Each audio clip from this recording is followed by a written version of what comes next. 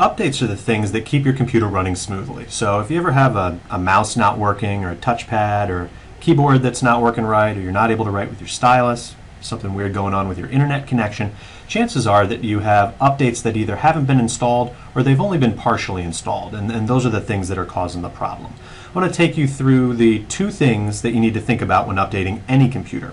The first thing you need to do is check for updates. And the second thing you need to do is usually restart your computer in order for those updates to be applied. The good news is we're going to take care of that first step for you, and then you only have to worry about the second step, which is restarting your computer when it tells you to. So in order to take care of that first step, checking for updates, we need to make sure that your computer is set up properly to automatically install the things that we push down to your machine.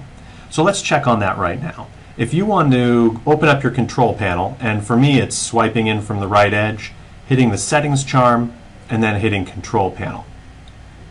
If I scroll all the way down to the bottom of this list, Windows Update should be the last thing. I'm going to select that.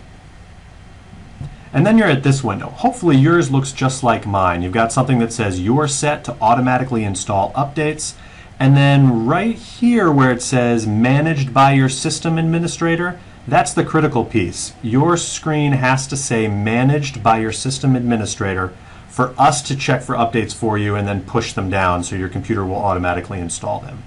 If your computer does not say managed by your system administrator, you need to let your advisor know, and he or she is going to send an email to us so that we can get your computer fixed up properly. If you're not sitting and watching this with your advisor, then come into the support center in the IC and we'll make sure that everything looks right. Now you also used to have to click on the Lenovo System Update in order to update some things with the hardware with your computer. You don't need to worry about that right now. We're going to push those updates out the same way that we're going to push out the Windows updates. So if your computer says the right things here, when we see a critical or really important update that we think everybody should have, we're going to click a few buttons and they'll be sent down to your computer. Your computer will download them and install them. Then at some point it's going to tell you, hey, restart me, I've got some updates to do. That's where it becomes your responsibility for your computer to be updated. If you get a message that says restart your computer, you need to restart it. Now all that being said, sometimes we know that there are some weird things that happen with your computer, like things aren't working, and like I said at the beginning, a lot of times it's because of updates. So if there's a big update that's only been partially applied or partially downloaded, that could cause some problems too.